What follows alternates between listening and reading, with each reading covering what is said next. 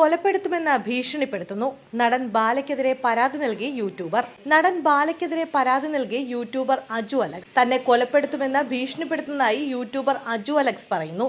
തൃക്കാക്കര പോലീസിലാണ് നടനെതിരെ പരാതി നൽകിയത്.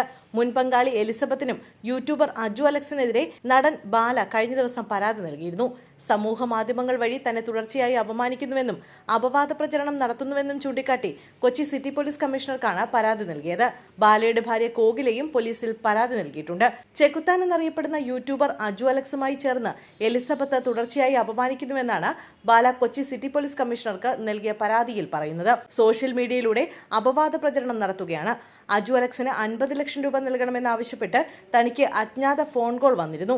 പണം നൽകാത്തതാണ് അപവാദ പ്രചരണത്തിന് പിന്നിലെന്നും ഇരുവരും ചേർന്ന് തന്നെ ബ്ലാക്ക്മെയിൽ ചെയ്യുകയാണെന്നും ബാല പോലീസിൽ നൽകിയ പരാതിയിൽ വ്യക്തമാക്കുന്നു.